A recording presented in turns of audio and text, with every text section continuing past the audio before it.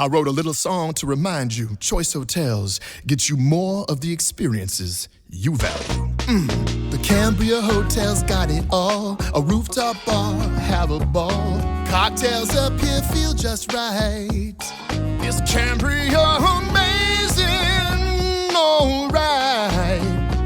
Bring a date, your team, or even your mom. Book direct at choicehotels.com. See you on the roof. Hey y'all, sorry for the rough voice, but still recovering as it turns out. If you know anything about comic conventions, then you've probably heard of San Diego's Comic-Con International. Most folks abbreviate it to SDCC, and at around 130,000 attendees, it holds the record as the largest pop culture convention in the United States. Held across 4 days, plus a preview night, the con overflows the San Diego Convention Hall and spills into several neighboring hotels, as well as the local library. Con-goers flood the streets in cosplay and deep-cut nerd references on t-shirts, swarming the gas lamp district at mealtimes and creating this carnival atmosphere. As an early teen, it was my life's dream to somehow manage to get a ticket to the con. I was dying to see the cast of Doctor Who in Hall H. That's the convention's biggest space, seating around 6,500 fans. But it wasn't until 2021 that I was able to make that dream a reality. I got my first weekend pass thanks to a fellow fan and science geek, Kevin Grazier, who invited me to be on his Science of Storytelling panel. The experience had me hooked, and I've tried to find a panel to join every year since. However, this was the first year that a panel of my own devising was accepted. For 2026, I was pleased to moderate a panel titled The Boys vs. Supernatural. Here's the spiel I wrote to describe it. How well do you know Eric Kripke's two biggest hits, Supernatural and The Boys? Can you name all the shared actors between the two shows? Did you catch every clever homage shared between the shows? Do you think one pulled off its finale better than the other? Host Sadie Witkowski, that's me, pits Geekscape podcasters Matt Kelly, Eric Connor, and Joe Fejeran as Team The Boys against SPN Family members Meghan Fitzmartin, a Supernatural Season 15 writer, Berly Land, and Irena Chernova, to see who knows these shows the best. Audience participation is highly encouraged, with cheering determining who wins each round. So, I know this audio is a little rough, but I wanted to bring the joy and excitement of our Friday night panel at 9 p.m., can you believe that? To my lovely listeners. So, without further ado, here's the In Defense of Fandom first annual Fandom Face-Off panel.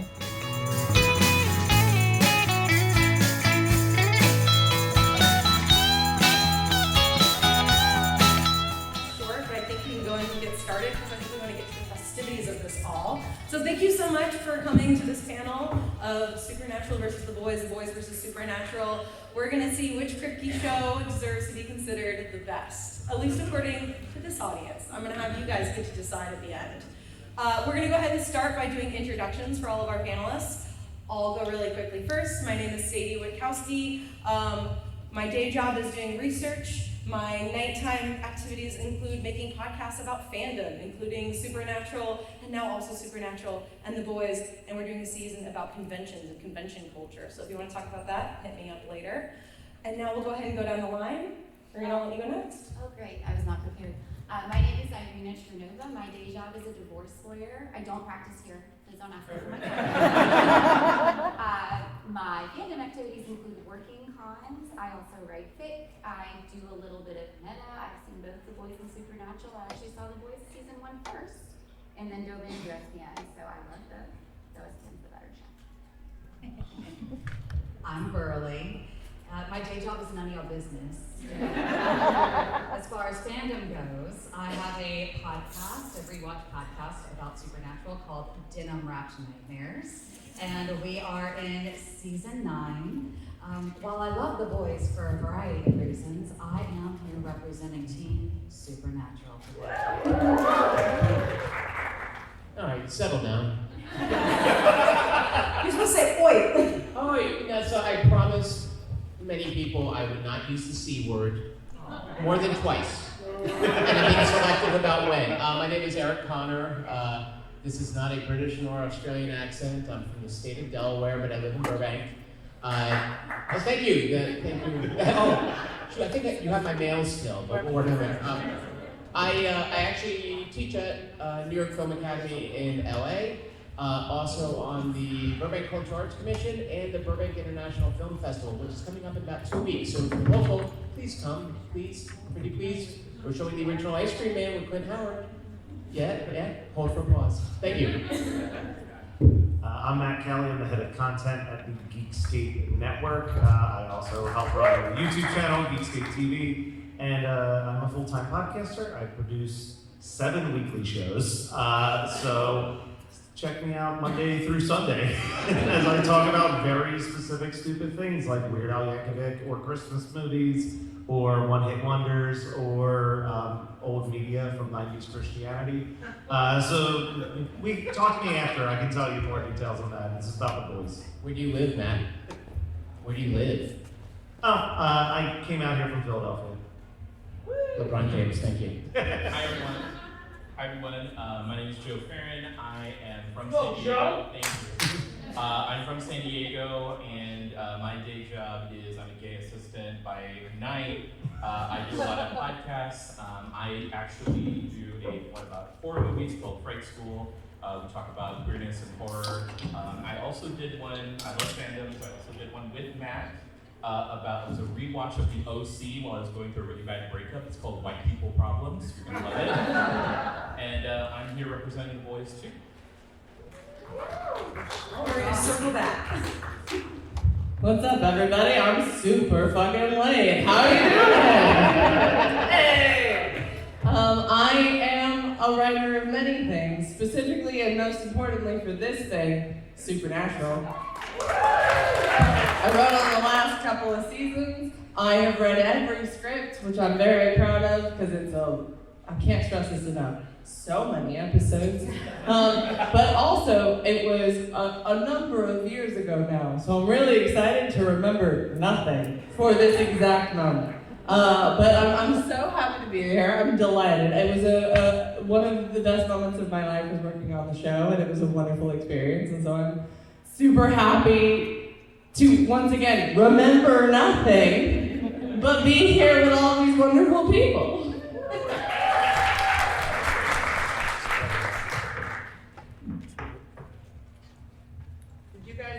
Did you guys already introduce yourself and I'm super Girl, late? you missed so Cool, much. I'm so sorry, guys. Do you need us to just start over? We're actually wrapping up. Oh Maybe no! introduce yourself again. Okay, And Supernatural 1. I just want to mention they each have a little boost that they have at their table. We have Angel Grace for Team Supernatural, and we have some Temp B for our boys panelists. We're going to do this in 3 rounds.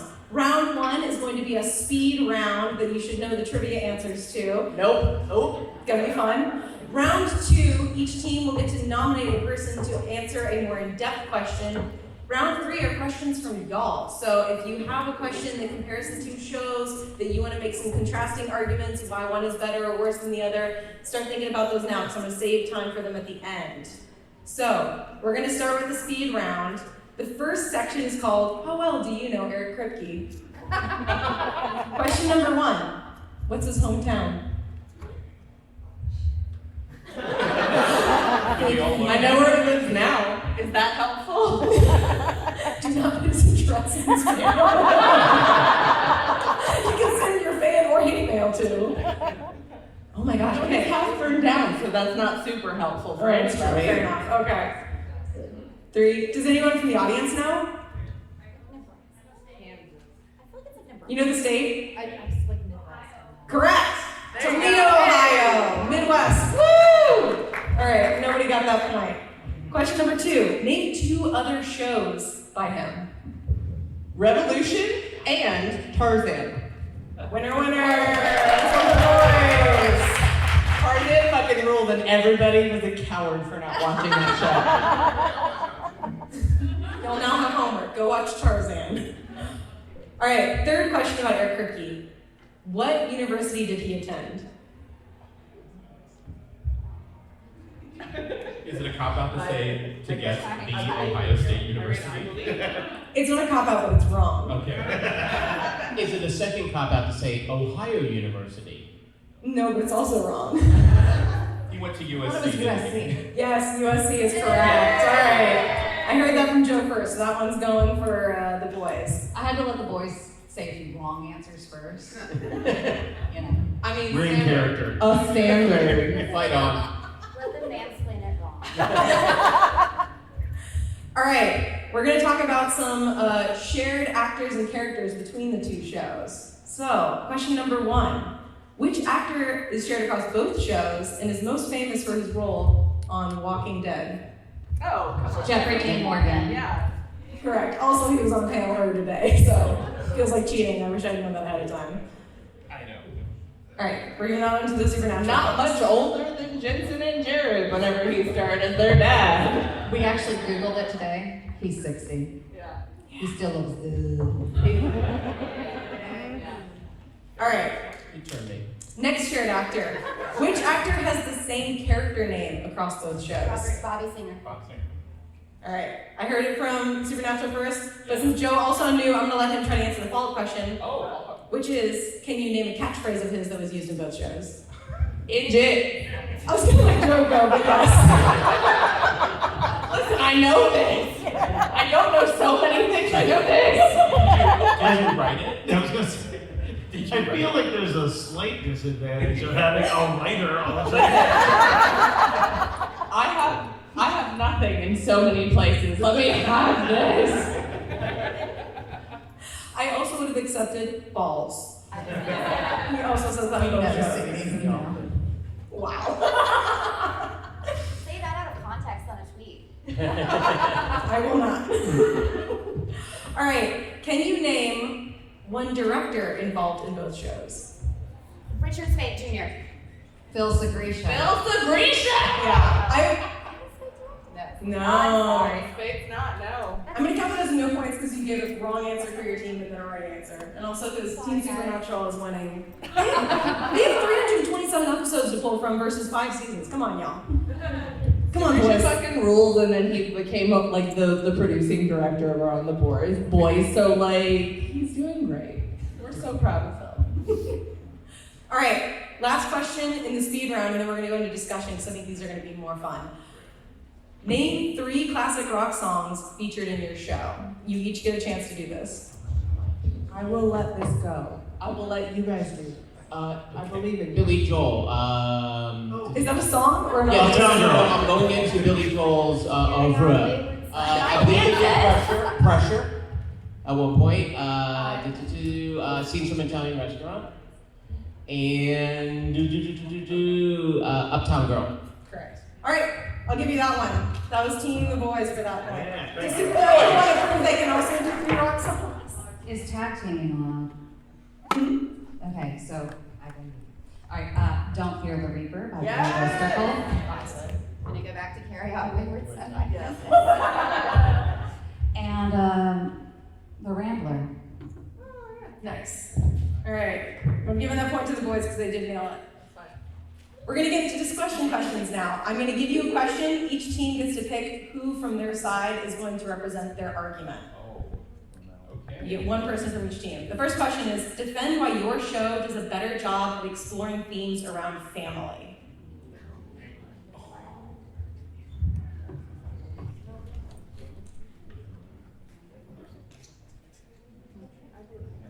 Three, 2, 1.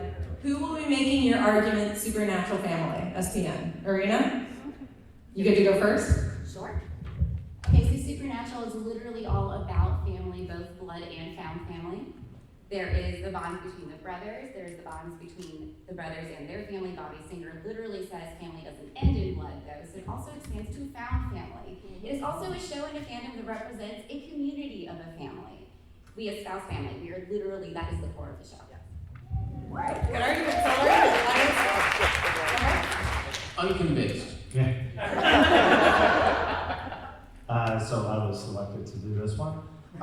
The Boys literally begins with a man thinking he's about to start a family and having that ripped away from him, and then immediately finding a family kind of fueled by revenge on that front. But in that, the boys become his new family, and he finds love. He builds his own life all out of the actions that he does, pursuing being part of the titular boys.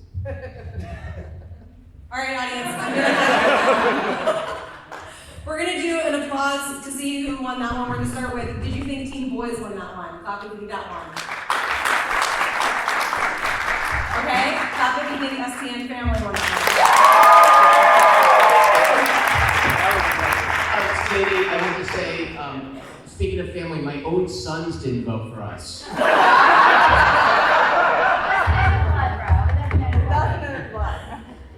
All right, discussion question number 2.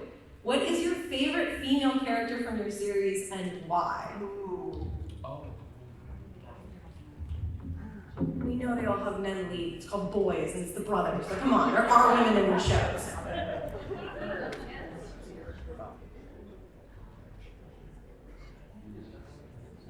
Three, 2, 1. I'm gonna have Team the Boys go first on this one.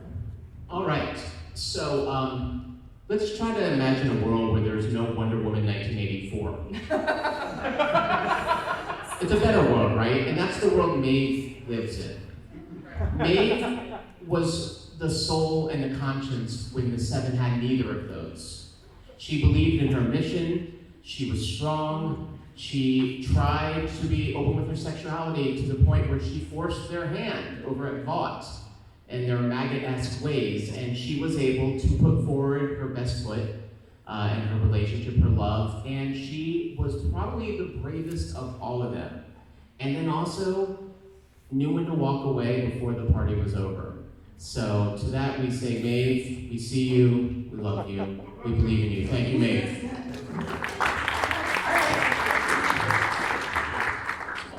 So, contrary to popular belief, Supernatural has a ton of amazing female characters. They fucking rip and rule. I'm so sorry if I'm cursing in a way that I should not be cursing. But they are some phenomenal female characters. And I mentioned a couple, but I think the first one that deserves to be mentioned is Sam Smith, aka Mary Winchester, who starts the whole thing, like her death, quote unquote, which doesn't actually die forever, because no one on the show does. Spoilers. But I would say Mary Winchester rips and rules consistently, and she creates the whole concept of which the show exists. And then she comes back and she's cool, and she's this like complex female character who's like, I was a mom, but like I'm now like struggling with it. Like she rules. I love Mary Winchester. And then also Jody Mills absolutely is like such a killer. And then we have the Wayward Sisters. Like across the board, Supernatural has some amazing female characters, I think. And we're spoiled for choices. But I will start with Mary. All right, so this is going to be a Mary versus Maeve, M&M. We will first see who votes for Supernatural on this one. Okay. Who is with Maeve and the boys?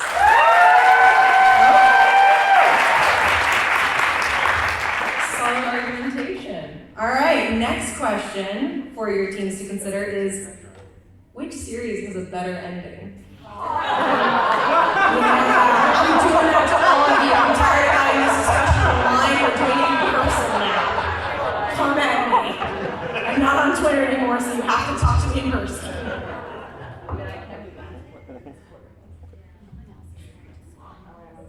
All right.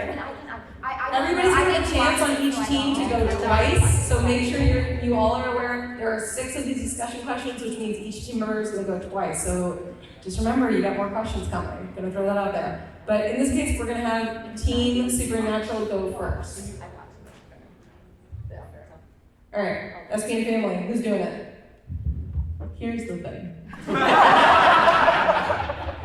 Always a classic start to a debate. It is. But here's the thing, there was a global pandemic. Do you know who didn't want Supernatural to end? God.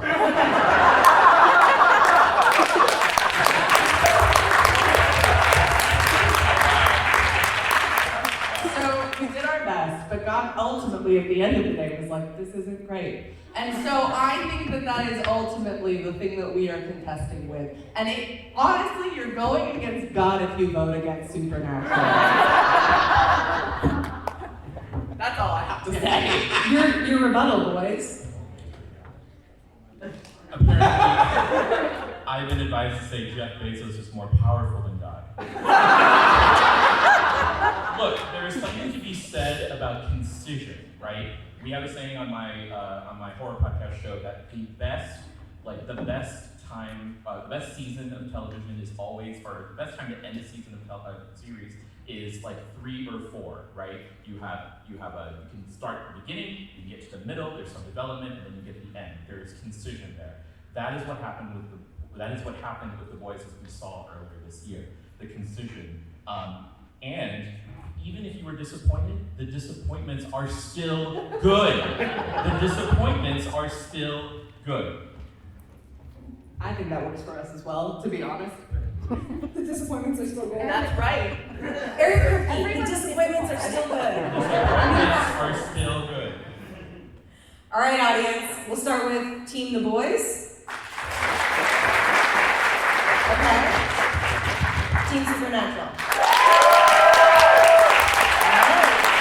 Supernatural 1 having a better ending. I am writing this down.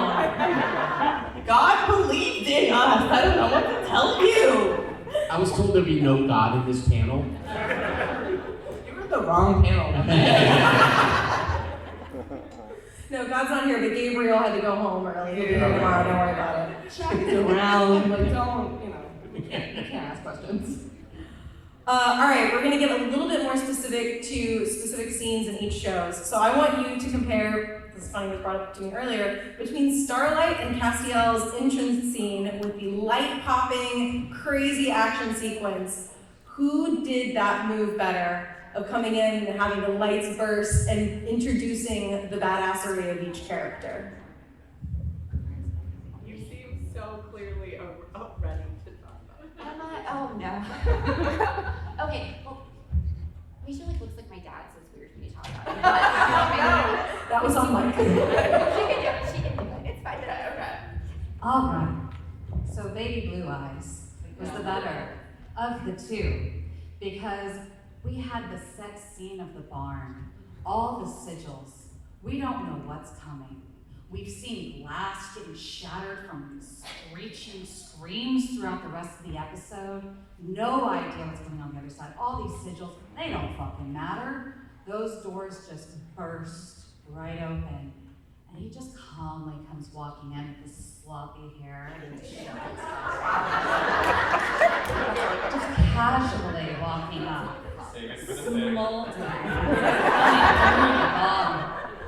He's getting shot, those squibs are going off. Takes a knife to the chest and just slowly. He looks like he could not be fucked. Like, he's like so dead to the world. The smirk on his face when he realized that they didn't know what the hell was going on in that room. I mean, it was an entrance.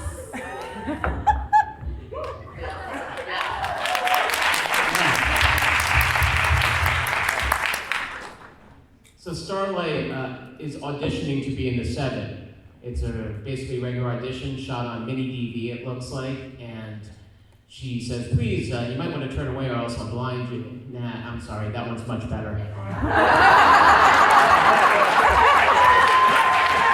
right, to confirm, audience, who liked The Boys?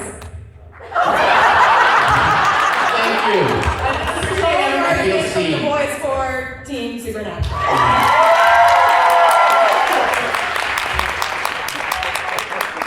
All right, next question. Which show does a better job of juggling dark themes and humor? And I want each team to give me at least 3 examples. I'm gonna give you guys a little bit longer on this one. I would say I'm gonna vamp, but I don't actually know what that means. I just talk into a mic a lot, I guess. And once again, audience, I want questions from you guys. We're trying to test these teams. We're trying to see who's really the best. So if you have questions, be thinking of them now. I will be asking for them shortly. All right. Reminder, we have one question after this, so if everybody, you only have 2 people to pick from on each team. I want everybody to get a chance to show what they do or do not remember from these shows.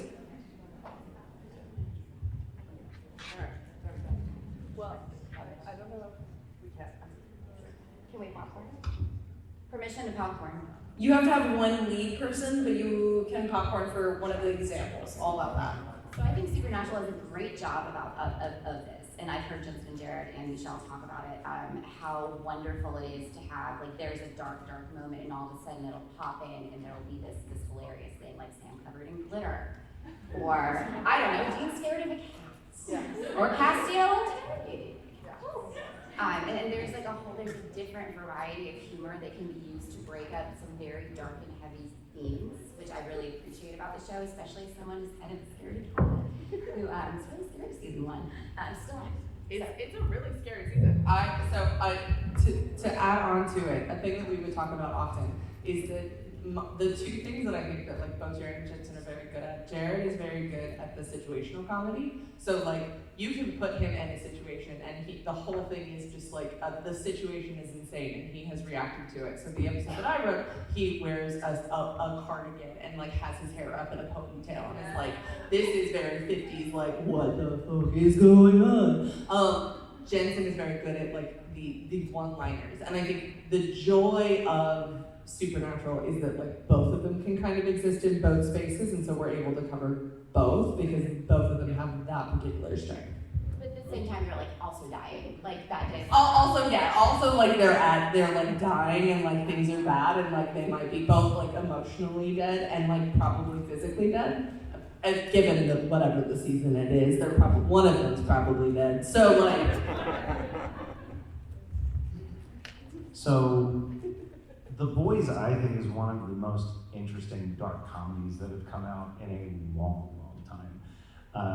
During this final season, Sadie, Eric, and myself were doing a live stream recap episode by episode, and a topic that came up time and time again was in the current day and age of 2026, how harrowing it was watching episodes of both The Boys and Daredevil Born Again in the same night and being like, I'm trying to escape the news, ladies and gentlemen. Why am I experiencing it in real time? But I think The Boys did such a good job of helping us remember, specifically with the Deep, that these people that we are fighting against just in our real life world are the dumbest fucking people you have ever met. They are the dumbest, easiest to be fed nonsense, whether it was Liberty Bell or the Deep sitting there doing his like Joe Rogan style podcast that actually like gave a little bit of relief, even though you're like, this is so dark and so close to what's really happening, but like for an hour I can laugh at these idiots and get away with the fantasy of like,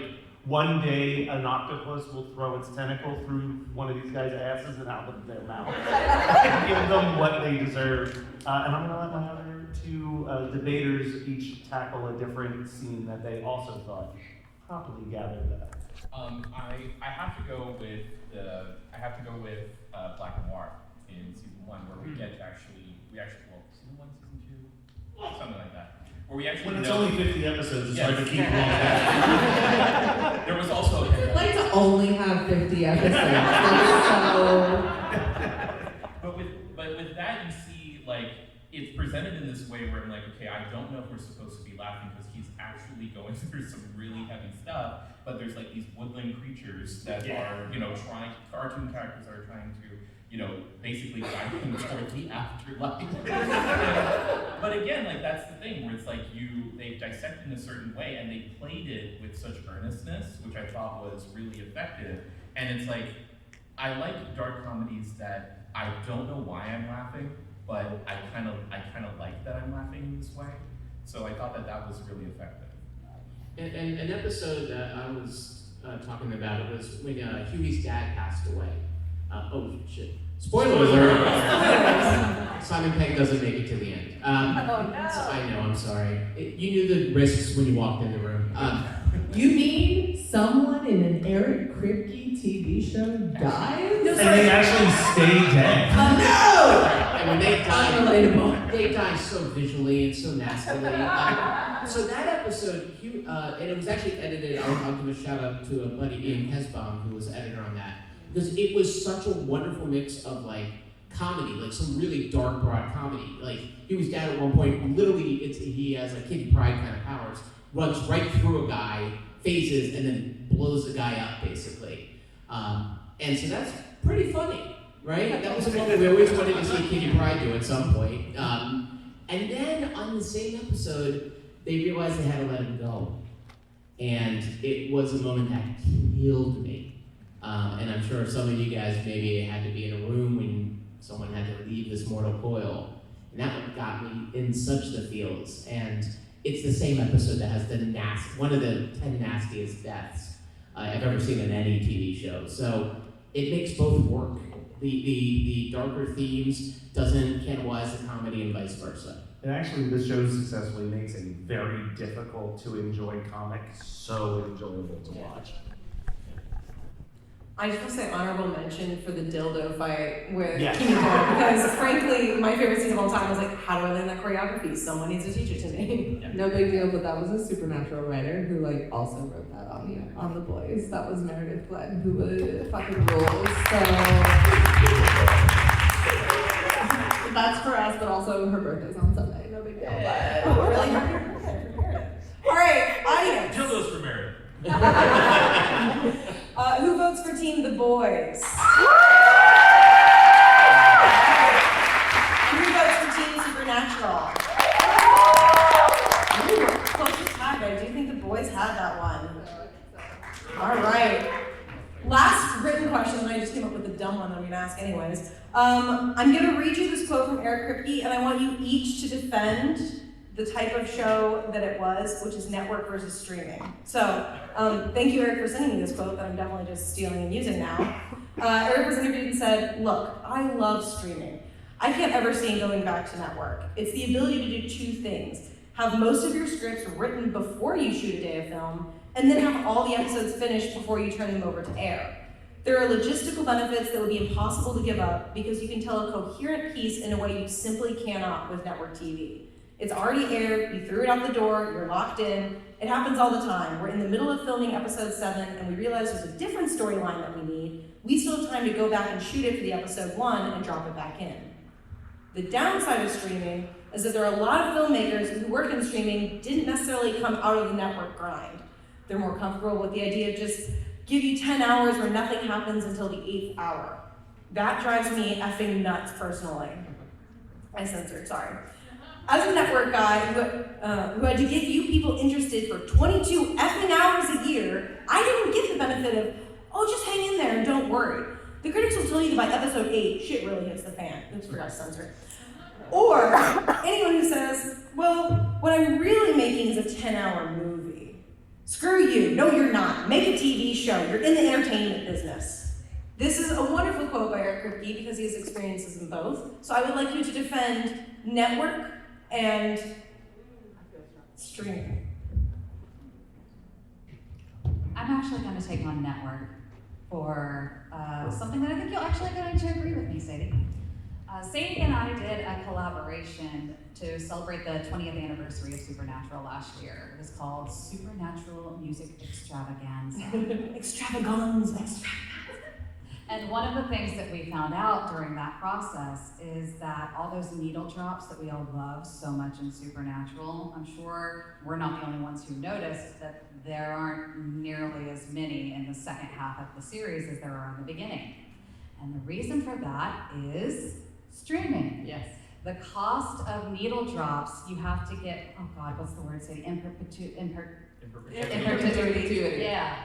You have to get those rights for streaming. Whenever it was network television, you got limited rights. And so that's why they were able to have all those badass rock songs, particularly in seasons 1 through 5. I think they even did still going kind of into season 6. Yeah, up until, I would say, maybe 10. Like 10 and 11, we sort of started. You start to see that fall off. We're in 9 for our podcast right now. Okay.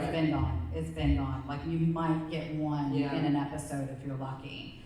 And while the composers for both of these series, one of them is actually the composer for both series, are incredibly talented, and their music is what really built the world of Supernatural. Damn, those needle drops are cool, and I really do miss them. To add on to that for network, you know how you guys love Castiel? Yeah! You don't get Castiel on streaming. The reason why you love Castiel is because Misha gets cast in the first episode, and so the way in which network works is that you get we start writing in May, June, July. You get the first 6 episodes before we start actually shooting. It's not until then that we see how good certain actors are. So we start planning on certain things, on seeing how strong certain actors are. And you start to sort of plan like, oh, okay, well, like this actor's really good, or this particular thing, this storyline is really interesting. And so when you have 20 episodes on a network show, when you have the ability to sort of get dailies and you start to see like how good this actor is and how much chemistry they have with certain actors and like how people are reacting to certain things, you then get to write to that, which you don't really get to do with streaming. And that is the thing that I deeply, deeply lament to this day, that like there is so much play that you don't get in streaming, and part of that is you don't get characters like Castiel in streaming, because the only reason why Castiel continued to be the character that he is and continued to be part of the Supernatural universe is because he was cast. You can go back on season 4 and watch the first 6 episodes. He's not really in it all that much, and that is because he was written. The first 6 episodes were written, and then dailies start coming in with Misha, and it's like, this guy's really good. We should like maybe add him in more. And you start to see he is in more of season 4, and that is because there is so much play and there's so much time given. And like, if you're writing, you can sort of look back and be like, oh, I wish I had this thing that was done in episode 7 for episode 2 or 3 or whatever. But like ultimately, at the end of it, the fun and the joy of this is being able to create and seeing what people are being able to bring to the role, and you're able to like play in the space. And to me, network, you only get to do that in network. You only get to do that when you're like on a time crunch and we've got to film this and like this is what it is. And so you don't get a character like Castiel on streaming. You only get that for network. And then to talk about it as a fan who's done both network and streaming, network is more fun to watch. You get an episode every week, you get to talk about it, sometimes you yell about it, sometimes you block people online for yelling about it. But all of it is great, and it's messy, and it's fun, and like you said, the play, I think, on the fandom side is also there, right? People are going and looking at what Twitter is saying, right? Like the fans almost get to not be a part of it, but kind of a part of it. It's a more cohesive fandom, I think, when it comes to network TV, and I do miss that with streaming. It's we get to play too. Yeah. Solid argument from SPN Family. Good luck streaming. As an industry outsider, as somebody who's just purely a fan, very casual, has no connections to how the actual things are made, this is my opinion. Okay, so I also did speak in debate in college, so I can always argue the point that I don't believe in. I just want to say that. I can argue from a wrong perspective. That's fine. I wanted to remind you, I'm also a fan and a divorce lawyer, So here's the thing, right? There is something to be said about resources. There's something to be said about money. Money does make the world. Hand that holds the wall is the hand that holds the world. So there's something to be said about having the resources and the backing behind that. Like, you can see the production value, and you can go on a journey for 10 episodes, 15 episodes if you're lucky, and that's something I think that can't be denied. We have to just have to say that right up front. The other thing too is that when you have a creator who has a very defined vision, you allow them to have the ability to tell a cohesive story, either if it's a first season that potentially you don't know if it's going to get picked up for a second or third. Or if they're lucky, you can get somebody who is like, I have plans for at least 5 seasons, start to finish, and I get my full complete story.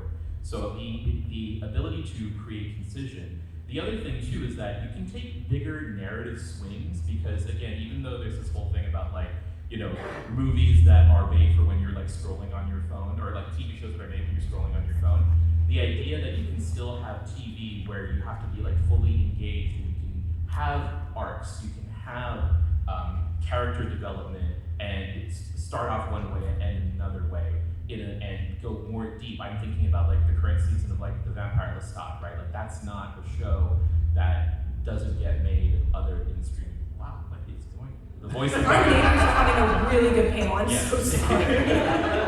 That new season of Downton Abbey really rocks. This is such a dramatic version of what you're saying.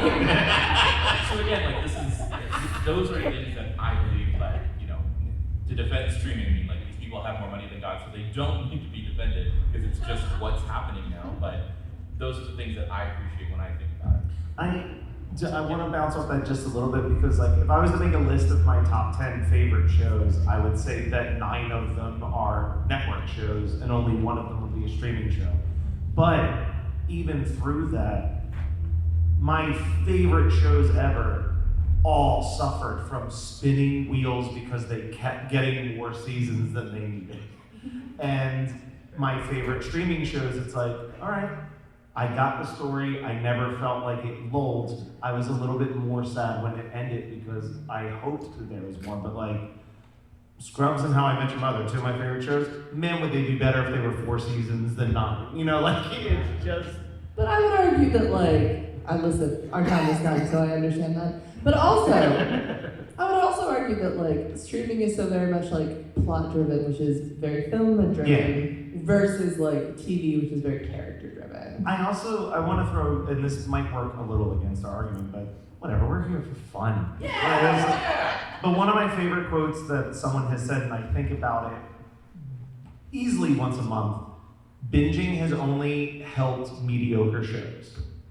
Like, you will suffer through 10 episodes of a mediocre show because it's there, but a show you truly love, you will come back week after week after week to see where it goes.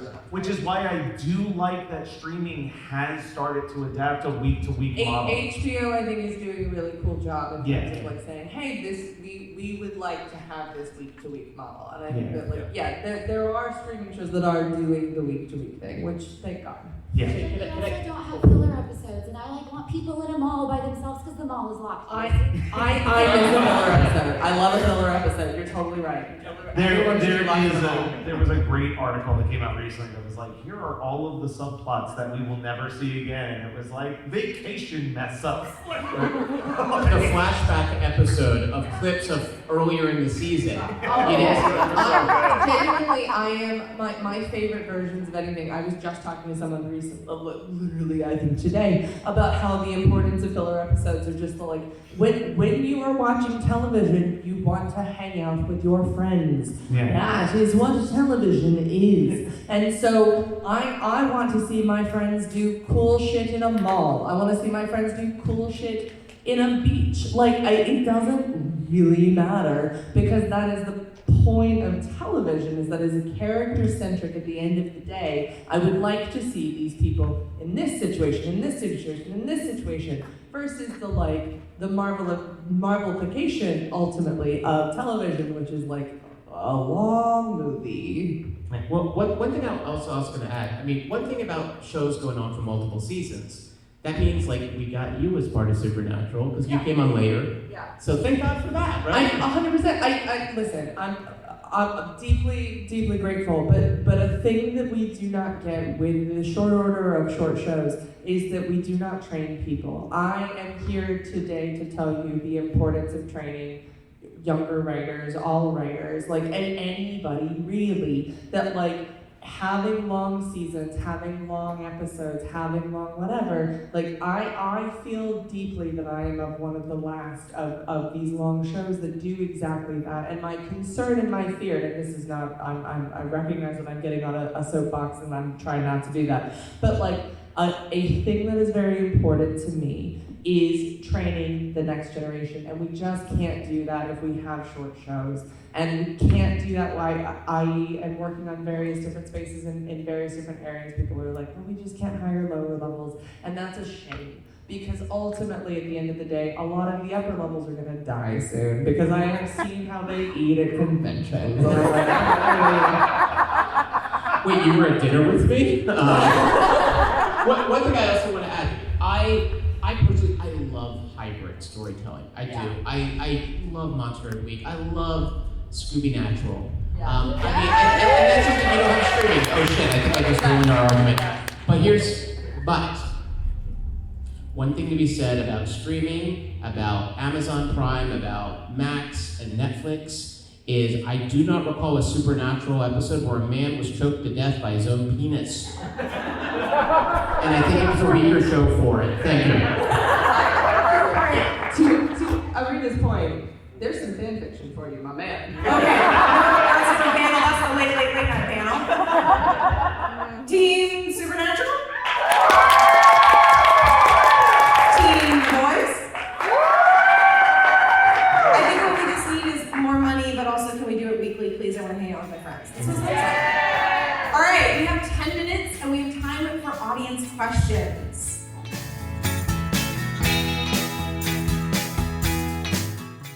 We are unfortunately at time, so final vote. Who thinks Team The Boys? And who thinks Team Supernatural? Alright, kind of sounded like Supernatural 1. I guess we'll do this again next year and y'all can practice your arguments. Thank you so much for coming. We really appreciate it. Thank you.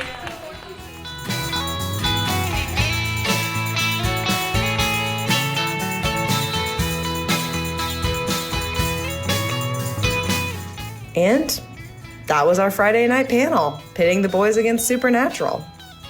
If you want to learn more about the panelists from this episode, I'll include links to their podcasts and projects in the show notes. Now for the show's credits. Music was composed and performed by Chris Scott. Cover art was designed by Liz Hand. In Defense of Fandom is part of the Geekscape podcast network. If you like the show, giving us a review on Apple Podcasts is a great way to help support this work and help even more listeners discover us. Your support is deeply appreciated.